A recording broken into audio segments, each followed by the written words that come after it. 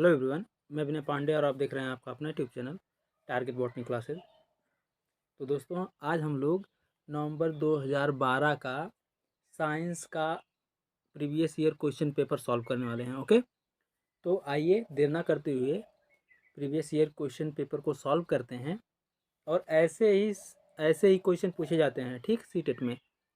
और कभी कभी तो question same same question repeat हो जाते हैं, ठीक। रिपीट क्वेश्चन बहुत ज़्यादा होते हैं, इसलिए अगर हम लोगों ने 35-36 previous year question paper solve कर लिए, तब तो सीटेट को फोड़ देना है। ऑटोमेटिकली सीटेट फूट जाएगा, अपने आप क्रैक हो जाएगा। ओके, और इस बार बिना सीटेट को फोड़े नहीं मानने वाले हम लोग। तो चलिए देर ना करते हुए वीडियो को स्टार्ट करते हैं। देखिए, पहला क्वेश्चन है, निम्नलिखित में से कौन विषमांगी मिश्रण है? बताइए, निम्नलिखित में से कौन सा विषमांगी मिश्रण है? गुब्बारे में भरी वायु, ब्रास यानी पीतल, या फिर स्टेनलेस स्टील, या फिर आयोडीन युक्त नमक। बताइए, इनमें से कौन सा ऑप्शन सही है? तो इसका आंसर है ऑप्शन नंबर 4, आयोडीन युक्त नमक। ठीक, आयोडीन युक्त नमक जो होता है वह विषमांगी मिश्रण का उदाहरण है, विषमांगी मिश्रण है। ओके, उसके बाद फिर अगला क्वेश्चन है, किसी चुंबक को लौह, रेतन तथा सल्फर पाउडर के मिश्रण में फिराया जाता है। ठीक, जैसे कोई चुंबक है, वह लोहे और सल्फर के पाउडर के मिश्रण में घुमाया जाता है उसे। परीक्षण करने पर यह पाया गया कि क्या पाया गया? बताइए आप लोग। कि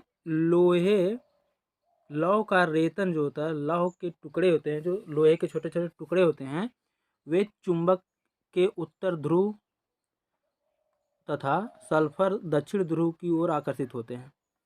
फिर अगला है, लौह रेतन चुंबक के दक्षिण ध्रुव तथा सल्फर जो है वह उत्तर ध्रुव की ओर आकर्षित होते हैं।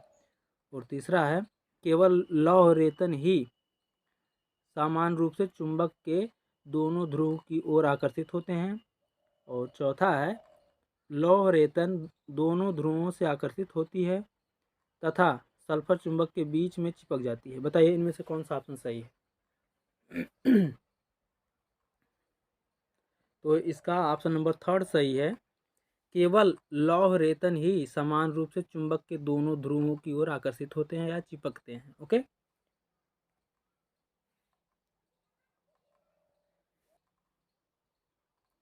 उसके बाद फिर अगला क्वेश्चन देखिए,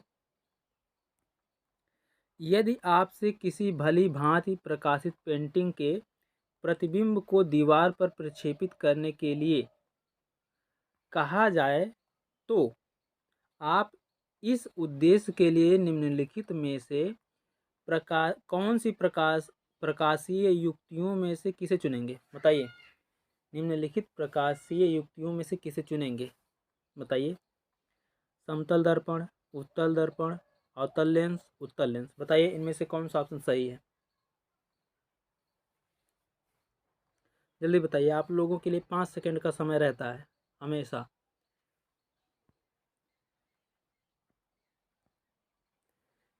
तो इसका आंसर है उत्तल लेंस। ओके, उत्तल लेंस। उसके बाद फिर अगला क्वेश्चन देखते हैं। देखिए,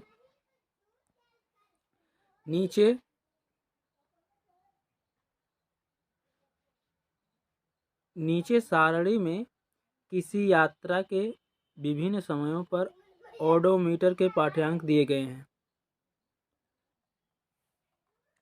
समय है और ये ओडोमीटर का पाठ्यांक। ठीक, 8 बजे 66:40 और 8:30 बजे 66:58, 9 बजे 66:76, 9:30 बजे 66:94 और 10 बजे 66:12। बताइए, वाहन की मीटर पर सेकंड में चाल है, तो बताइए वाहन की मीटर प्रति सेकंड में चाल है क्या है? 10 मीटर प्रति सेकंड या फिर 18, 20, 36। बताइए इनमें से कौन सा ऑप्शन सही है? तो ऑप्शन नंबर फर्स्ट सही है, 10। ओके। उसके बाद फिर अगला क्वेश्चन देखिए। 5 किलो द्रव्यमान, ठीक, 5 किलोग्राम द्रव्यमान का कोई पिंड किसी चिकने घर्षण रहित क्षैतिज पृष्ठ पर 10 मीटर प्रति सेकंड के नियत वेग से फिसल रहा है। इस पिंड को इसी वेग से गति करने के लिए आवश्यक है, बताइए। इस पिंड को नियत वेग से गति करने के लिए आवश्यक बल है, बताइए कितने न्यूटन का बल आवश्यक है? 0 न्यूटन का बल, 50 न्यूटन का बल, 250 न्यूटन का बल, 500 न्यूटन का बल। बताइए इनमें से कौन सा ऑप्शन सही है? तो ऑप्शन नंबर फर्स्ट सही है, 0 न्यूटन का बल। ओके। 0 न्यूटन का बल। उसके बाद फिर अगला क्वेश्चन। बल बराबर आप लोग जानते ही हैं, बल बराबर द्रव्यमान। एक मिनट फिर से लिखते हैं। बल बराबर द्रव्यमान गुणे त्वरण। ओके, ये होता है। अब अगला क्वेश्चन है, मानव की आहार नाल के विभिन्न भागों के सही क्रम का चयन कीजिए। मानव के आहार नाल के विभिन्न भाग जो हैं वो सही क्रम से कौन से ऑप्शन में है? बताइए, जल्दी बताइए।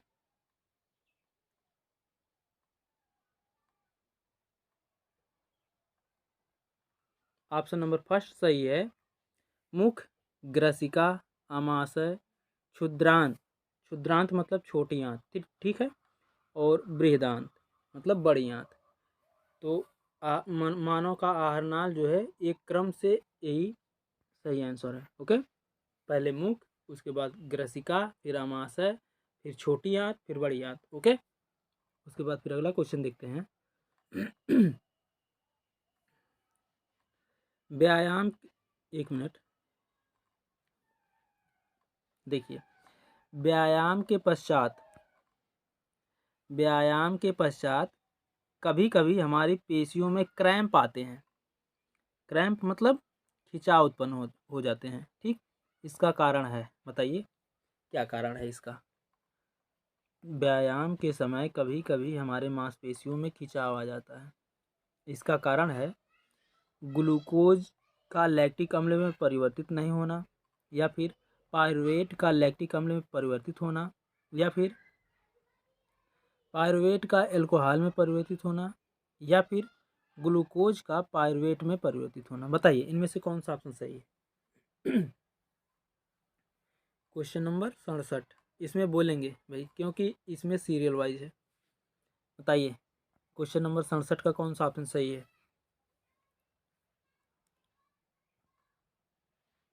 ऑप्शन नंबर सेकंड सही है, पायरुवेट का लैक्टिक अम्ल में परिवर्तित होना। ओके। उसके बाद फिर अगला क्वेश्चन है, निम्नलिखित में से पाचन तंत्र के भागों के उस सही समुच्चय को चुनिए जो कोई पाचन कार्य नहीं करते। बताइए, ग्रसिका, मुख गुहिका, मलाशय, या फिर ग्रसिका, बृहदांत, या फिर मलाशय, ये तीनों, या फिर ग्रसिका, मुख गुहिका, बृहदांत, क्षुद्रांत, बृहदांत, मलाशय। बताइए इनमें से कौन सा मानव मानव के पाचन तंत्र के भागों में कार्य, पाचन में कार्य नहीं करते। ओके, बताइए कौन सा ऑप्शन है जो मानव पाचन तंत्र के भागों में से वो पाचन पाचन का कार्य नहीं करते? बताइए। कौन है?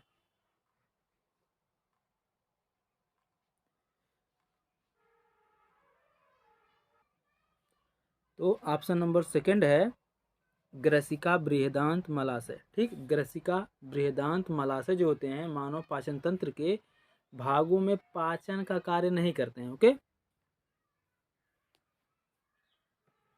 ओके, तो ये मानव के पाचन पाचन तंत्र में कार्य नहीं करते। उसके बाद फिर अगला क्वेश्चन है, आहार नाल का वह कौन सा भाग है जो यकृत से पित्त रस ग्रहण करके इसे पित्ताशय में संग्रहित करता है? बताइए कौन सा ऑप्शन सही है? अमाशय, ग्रसिका, क्षुद्रांड, अगन्याशय। बताइए इनमें से कौन सा ऑप्शन सही है? तो इसका करेक्ट आंसर है क्षुद्रांत। ओके, ऑप्शन नंबर थर्ड, क्षुद्रांत यानी छोटी आंत। उसके बाद फिर अगला क्वेश्चन देखिए, भोजन के पाचन में शामिल जटिल प्रक्रियाओं का सही क्रम है? बताइए भोजन के पाचन में शामिल जो जटिल प्रक्रियाएं होती हैं भोजन के पाचन में, वो कौन सी हैं इनमें से? अंतर्ग्रहण, अवशोषण, पाचन, स्वांगीकरण, निष्कासन। या फिर अंतर्ग्रहण, पाचन, अवशोषण, स्वांगीकरण, निष्कासन। या अंतर्ग्रहण, पाचन, स्वांगीकरण, अवशोषण, निष्कासन। अंतर्ग्रहण, स्वांगीकरण, अवशोषण, पाचन या निष्कासन। बताइए इनमें से कौन सा ऑप्शन सही है? जल्दी बताइए।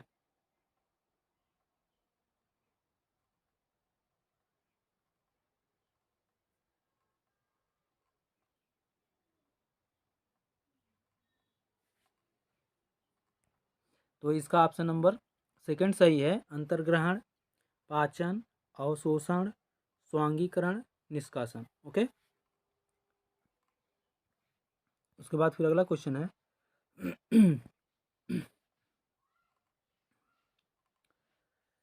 दीर्घ रोम के संदर्भ में निम्नलिखित कथन का अध्ययन कीजिए। बताइए दीर्घ रोम के संदर्भ में, बताइए। ये अंगुली के समान उभरी हुई संरचनाएं होती हैं। ठीक, दीर्घ रोम जो होती हैं वो अंगुली के समान उभरी हुई संरचनाएं होती हैं। सही है। इनकी भित्तियां अत्यधिक पतली होती हैं। ये भी सही है।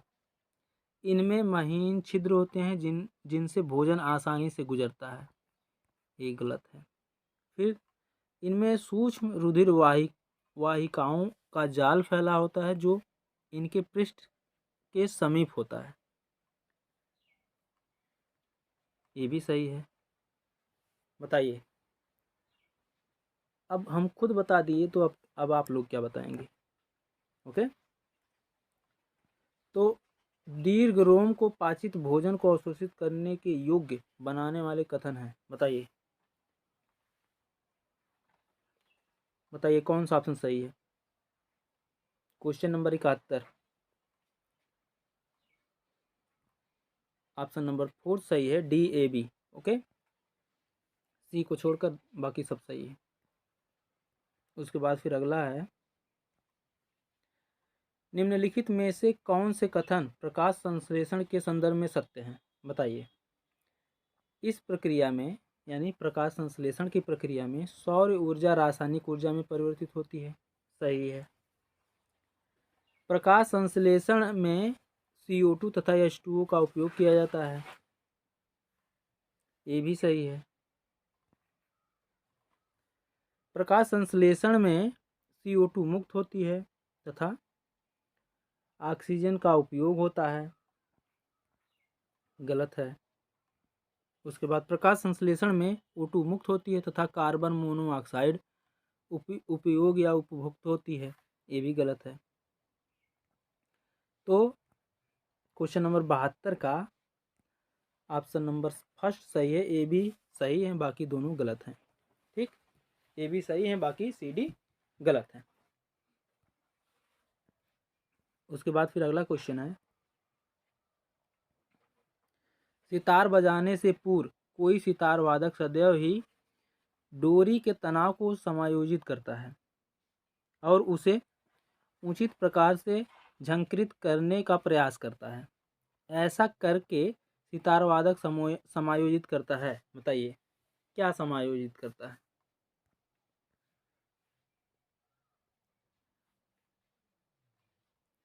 सितार की डोरी द्वारा उत्पन्न ध्वनि की प्रबलता, कंपन का आयाम, ध्वनि का तीव्रता, या फिर सितार की डोरी का तारत। बताइए इनमें से कौन सा ऑप्शन सही है?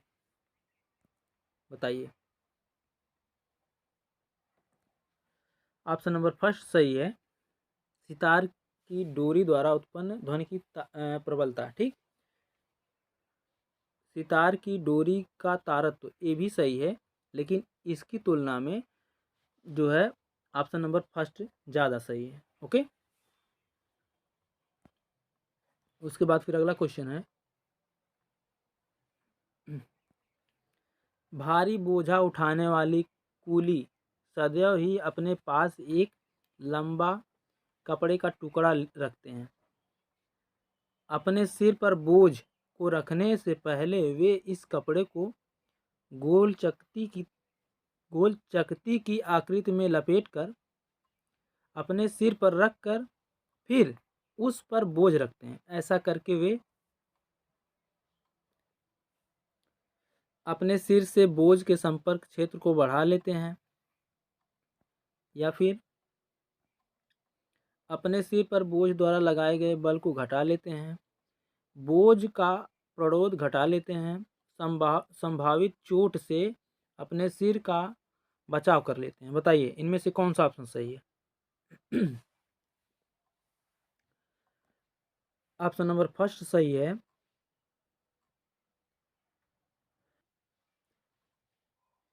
अपने सिर से बोझ के संपर्क क्षेत्र को बढ़ा लेते हैं। ओके, उसके बाद फिर अगला क्वेश्चन है, वनों के संरक्षण के लिए सफल कार्यनीति आवश्यक है।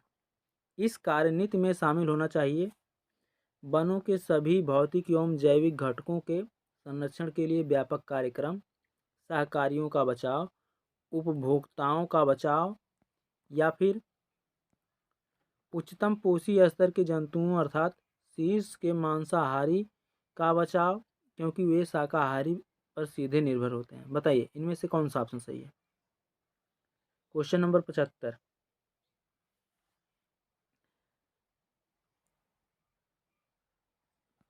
क्वेश्चन नंबर 75 का ऑप्शन नंबर फर्स्ट सही है। वनों के सभी भौतिक एवं जैविक संगठकों के संरक्षण के लिए व्यापक कार्यक्रम। ओके, उसके बाद फिर अगला क्वेश्चन है,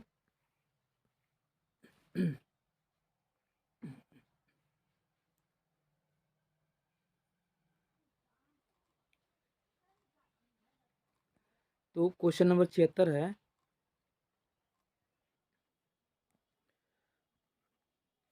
भूतापीय ऊर्जा एवं वैकल्पिक ऊर्जा स्रोत हैं।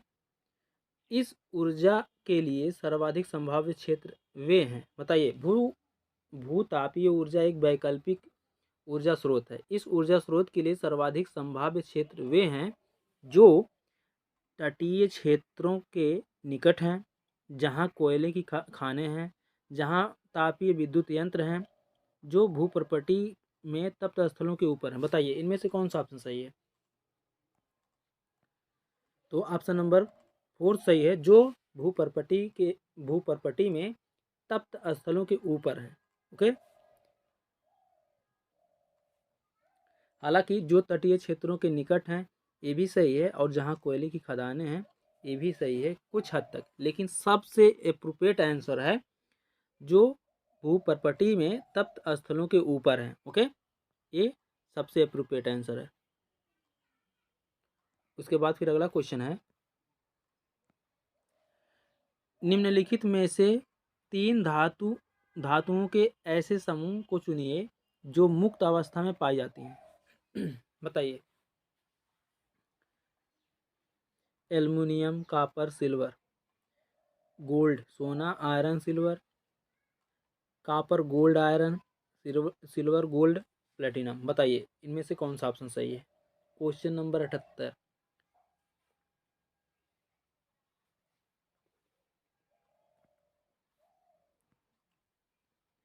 क्वेश्चन नंबर 78 का ऑप्शन नंबर 4 सही है, सिल्वर, गोल्ड, प्लेटिनम। ओके। उसके बाद फिर अगला क्वेश्चन है निम्नलिखित अभिक्रियाओं में से उसे चुनिए जो संभव है। बताइए कौन सी अभिक्रिया संभव है, बताइए इनमें से।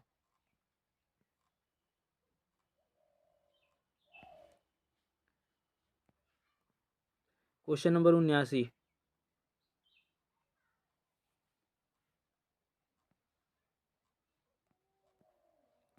ऑप्शन नंबर 4 सही है, BC। ओके। BC जो है, BC प्रक्रियाएं संभव हैं। BC मतलब पहला, सॉरी, B वाला और C वाला, ठीक, ये दोनों प्रक्रियाएं संभव है। ओके, तो इसका ऑप्शन नंबर 4 सही हो जाएगा, BC। उसके बाद फिर अगला क्वेश्चन देखते हैं। देखिए क्वेश्चन नंबर 80, उर्वरकों में उपलब्ध फसलों के लिए पोषक हैं। बताइए उर्वरकों में उपलब्ध फसलों के लिए पोषक तत्व क्या है, बताइए। नाइट्रोजन, पोटेशियम, आयन, आयरन है, nitrogen, phosphorus, potassium, nitrogen, phosphorus, iron, nitrogen, sodium, potassium. बताइए इनमें से कौन सा ऑप्शन सही है। क्वेश्चन नंबर 80,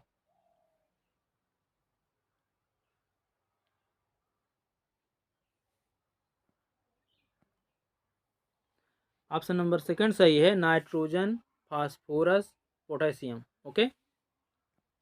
उसके बाद फिर अगला क्वेश्चन देखिए, निम्नलिखित में से किस पाठ में पहले सामान्य नियम स्पष्ट किए जाते हैं और उसके बाद उदाहरण दिए जाते हैं। बताइए निम्नलिखित में से किस पाठ में पहले सामान्य नियम स्पष्ट किए जाते हैं, ठीक, उसके बाद उसके उदाहरण दिए जाते हैं। बताइए। इसका ऑप्शन नंबर फर्स्ट सही है, निगमनात्मक पाठ। ओके, निगमनात्मक पाठ में पहले नियम स्पष्ट कराए जाते हैं, पहले नियम बताए जाते हैं, उसके बाद फिर उदाहरण बताए जाते हैं, ठीक। उसके बाद फिर अगला क्वेश्चन देखिए, क्वेश्चन नंबर 82, विज्ञान में पाठ्यचर्या योजना के विषय में निम्नलिखित में से कौन सा सर्वाधिक उपयुक्त है। बताइए विज्ञान में पाठ्य योजना के विषय में कौन सा सर्वाधिक उपयुक्त है। बताइए।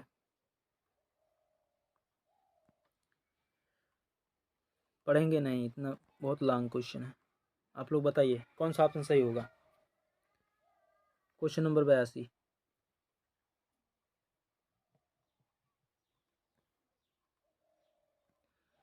इसका ऑप्शन नंबर 4 सही है, अधिगम, पूर्व अधिगम पर निर्मित करने वाले बोल रहे हैं। देखिए पूर्व अधिगम पर निर्मित करने के लिए प्रत्येक पाठ के विशिष्ट अधिगम उद्देश्य की योजना बनाने के लिए की जाती है। ओके।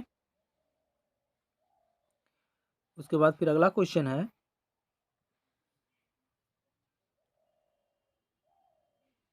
देखिए अगला क्वेश्चन है,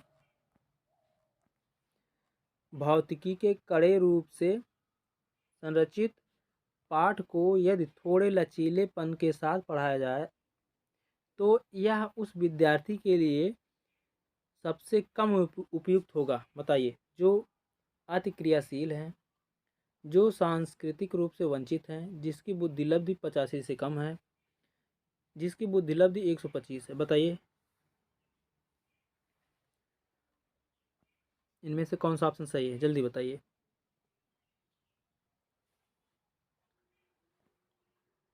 क्वेश्चन नंबर 83 का ऑप्शन नंबर थर्ड सही है, जिसकी बुद्धि लब्धि 85 है। ओके। उसके बाद फिर अगला क्वेश्चन है, क्वेश्चन नंबर 84, देखिए जैव विज्ञानों में पाठ योजना डैश को ध्यान में रखते हुए मुख्य रूप से निर्देशित होनी चाहिए। क्या निर्देशित होनी चाहिए, बताइए। कक्षा के औसत बच्चे की आवश्यकताओं को पूरा करने, ओके, कक्षा के औसत बच्चों की आवश्यकताओं को पूरा करने, या फिर अभिभावकों को संतुष्ट करने, या फिर पाठ्यचर्चा के लक्ष्यों और अधिगम परिणामों, या फिर बच्चों को कार्य उपलब्ध कराने। बताइए इनमें से कौन सा ऑप्शन सही है। Question number 84।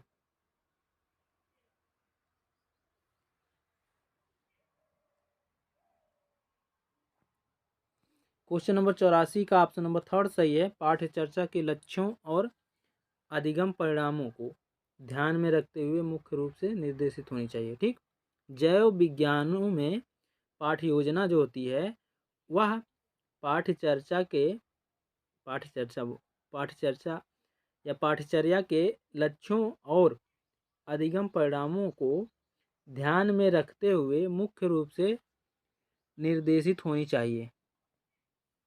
ओके, उसके बाद फिर अगला क्वेश्चन है क्वेश्चन नंबर 85। जब उच्चतर कक्षा में बच्चे शोध कार्य करते हैं तो शिक्षक को जिस मुख्य समस्या को सूझना कह रहे हैं हम भी ना, जूझना पड़ता है वह है। बताइए इनमें से कौन सा ऑप्शन सही है। जब उच्चतर कक्षा के बच्चे शोध कार्य करते हैं तो शिक्षक को जिस मुख्य समस्या से जूझना पड़ता है वह समस्या क्या है। बताइए। उपयुक्त सामग्री खोजना, इंटरनेट पर विद्यालयी पुस्तकालय में समय का सूचीकरण करना, या फिर पब्लिक पुस्तकालय का सहयोग प्राप्त करना, या फिर बच्चों को नकल करके, आगे क्या लिखा है, विश्वकोशों और पुस्तकों से शब्दशः उतारने से रोकना एवं प्रभावी तरीके से उनका मार्गदर्शन करना। बताइए इनमें से कौन सा ऑप्शन सही है। Question number 85। क्वेश्चन नंबर 85 का ऑप्शन नंबर 4 ही सही है।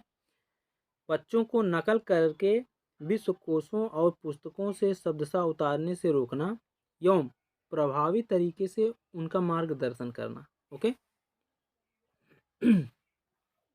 उसके बाद फिर अगला क्वेश्चन है, शिक्षण की प्रोजेक्ट पद्धति डैश के दर्शन के साथ सर्वश्रेष्ठ रूप से संबंधित है। बताइए। Max Rafferty, John Dewey, Robert Hutchins, या फिर BF स्किनर। बताइए इनमें से कौन सा ऑप्शन सही है। Question number 86। क्वेश्चन नंबर 86 का ऑप्शन नंबर सेकंड सही है, जॉन डीवी। ठीक, शिक्षण के प्रोजेक्ट पद्धति जॉन डीवी के दर्शन के साथ सर्वश्रेष्ठ रूप से संबंधित है। ओके उसके बाद फिर अगला क्वेश्चन है क्वेश्चन नंबर 87। देखिए ये क्या कहता है, विद्यार्थियों को अभिप्रेरित करने के लिए शिक्षक निदर्शन का आयोजन करता है, लेकिन निदर्शन का अपेक्षित परिणाम नहीं आ पाता। शिक्षक के लिए सर्वश्रेष्ठ सलाह है। बताइए क्या सर्वश्रेष्ठ सलाह है शिक्षक के लिए। बोलिए।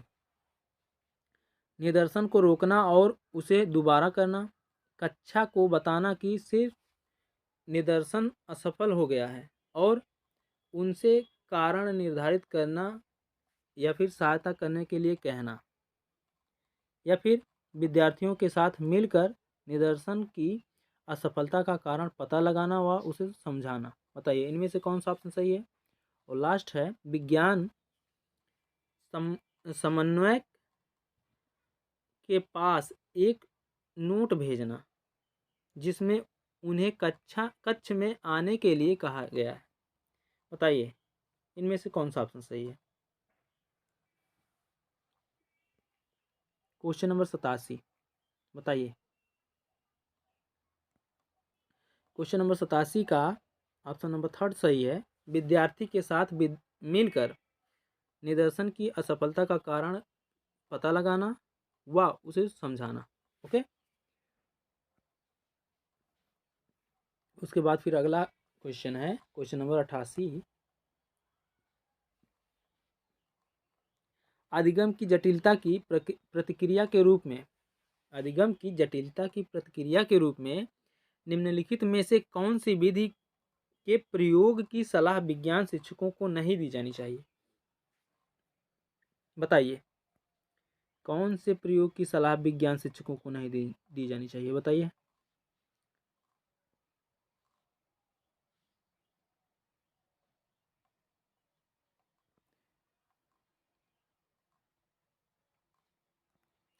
ऑप्शन नंबर फर्स्ट सही है। जटिल संकल्पनाओं को आरंभ करते समय विद्यार्थियों के चिंतन को प्रोत्साहित करने के लिए केवल मुक्त उत्तर वाले प्रश्नों का पूछना। ओके, ऐसी सलाह नहीं देनी चाहिए। उसके बाद फिर अगला क्वेश्चन है 89। देखिए, निम्नलिखित में से कौन सी विधि एक मिश्रित योग्यता वाली कक्षा जिसमें विद्यार्थी संज्ञानात्मक विकास के विभिन्न चरणों में है के लिए सर्वाधिक उपयुक्त होगी? बताइए, क्या सर्वाधिक उपयुक्त होगी?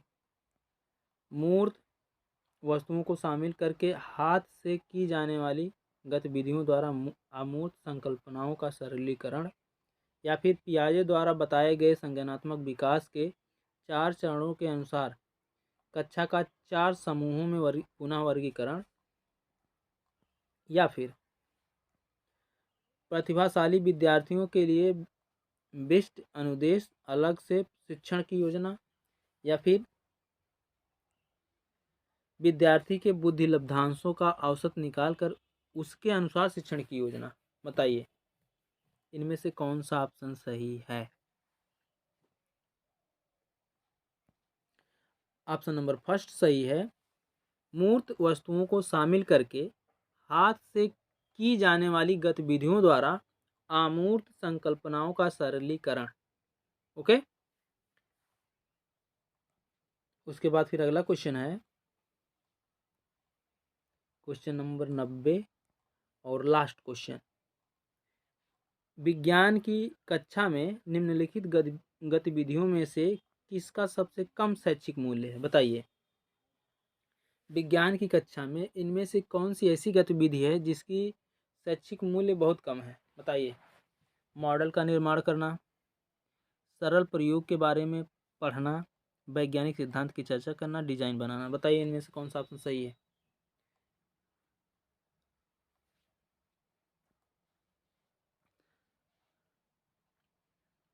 ऑप्शन नंबर सेकंड सही है, सरल प्रयोग के बारे में पढ़ना। ठीक, विज्ञान की कक्षा में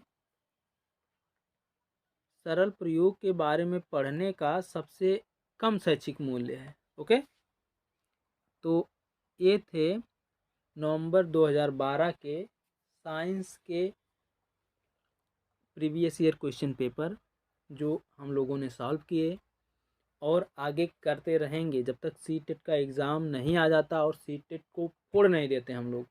ओके, तो आप लोग ज़रूर बताइएगा कमेंट करके कि 30 क्वेश्चन में से आपका कितना सही हुआ। ओके, और अपने मित्रों में ज़्यादा से ज़्यादा शेयर करिए। और आप अगर हमारे चैनल को सब्सक्राइब नहीं किए हैं तो चैनल को सब्सक्राइब कर लीजिए और ज़्यादा से ज़्यादा शेयर करिए। मिलते हैं नेक्स्ट वीडियो में, तब तक के लिए जय हिंद, जय भारत, वंदे मातरम, इंकलाब जिंदाबाद।